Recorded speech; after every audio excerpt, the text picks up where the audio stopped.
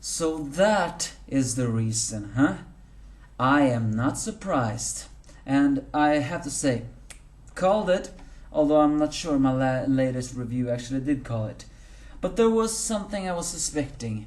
We did not see the father, so I began to wonder, was the father an abusive man? And also, the fact that, how would you feel being abandoned by your mother? Well, the answer was clear. The father was an abusive man, and a pretty irrational one at that. Hi, for those who are watching, this is the Angry Anime Fan, the Despair Reviewer, and this is My Hero Academia. You know what makes me so very pissed though? People still wanna root for Shigaraki! Don't get me wrong, this past is incredibly tragic, and it is a bit sympathetic, but it doesn't change the fact that Shigaraki wanted to destroy everything. It doesn't change the fact that he tried to kill Tsuyu. It doesn't change the fact that he has destroyed so many things for nothing at all. He is empty. And empty beings, I understand. I so many times I would have wished to destroy the world myself. But I can't, because there's some things you love. So in a way, I'm looking at Shigaraki, I just see an empty vessel, devoid of anything and everything. But this flashback made it clear that he wasn't originally like that. Which is strange. All for One says he was born twisted, but now I think he actually knows what that meant.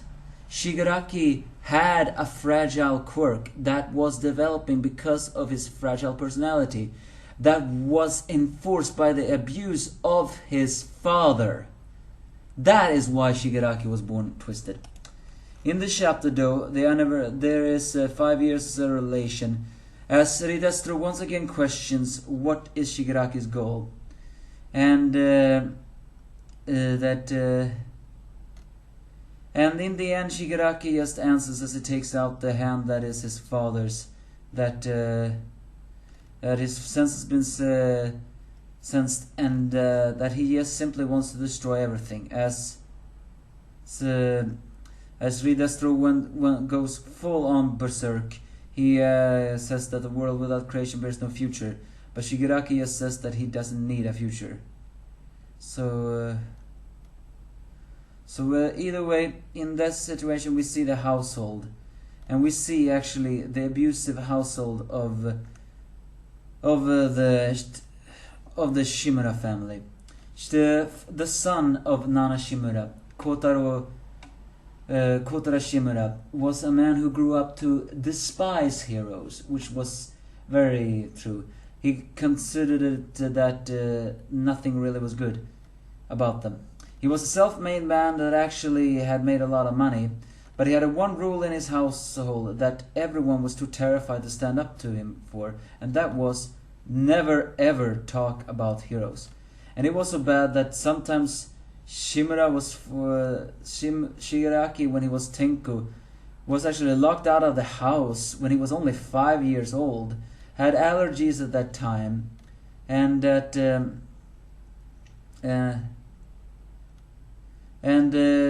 all this time not a single one actually dared to stand up to Kotaro, because he could have said that for his quirk to have not shown up at this age, if he doesn't have one, he'll be the one who ends up devastated.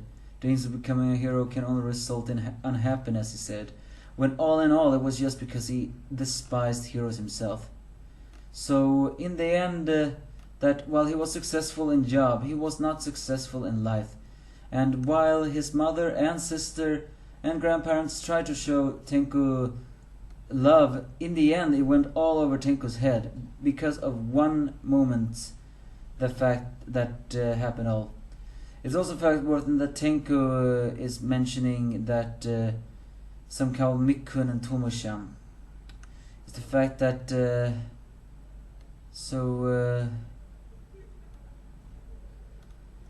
I wonder with this Mikun and Tomo-chan if we have met them before.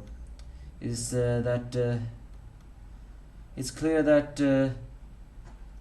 Tenko was a very damaged boy that seemed to have allergies that or at least that may have been a side effect of his quirk, because his constant scratching that is done on his body, he has done that ever since he was 5 years old. And it may not even have been an allergy to begin with. It could just have been his quirk subconsciously activating itself.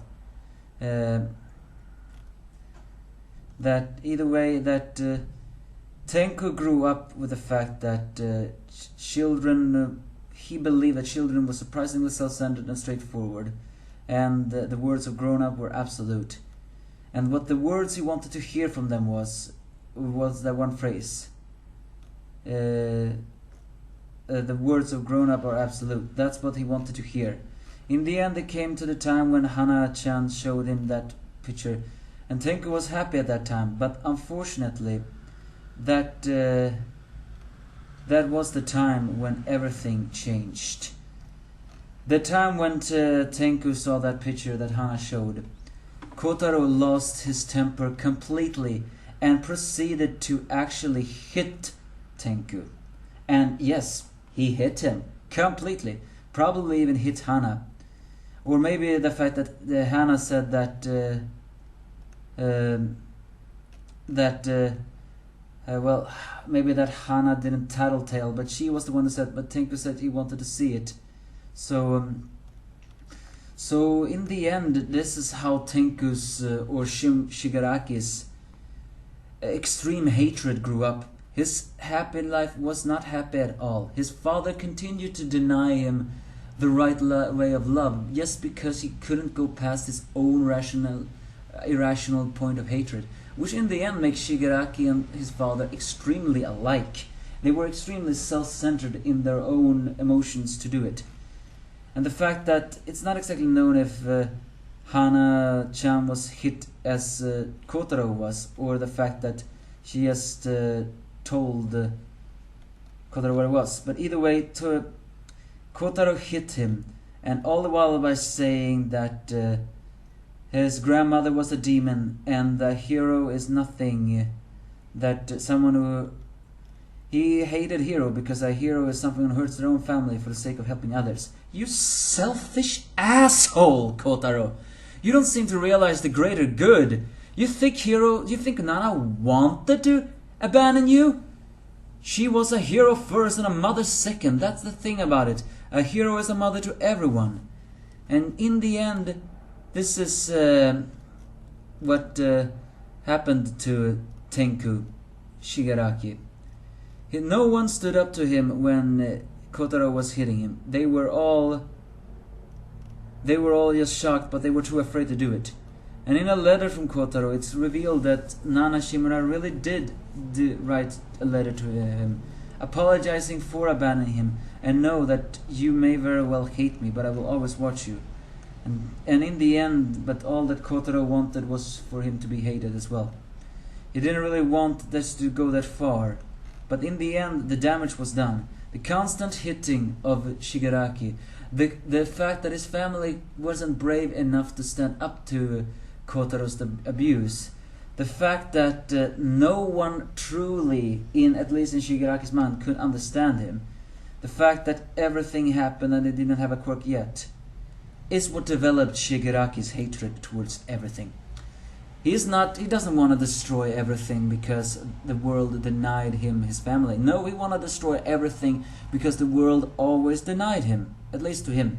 He hates everyone. And here's the point when I'm saying to people that they don't have to feel that sympathetic to what Shigaraki. I mean, you can feel sympathetic to his flashback. What I mean is, here he proclaimed he hated everyone.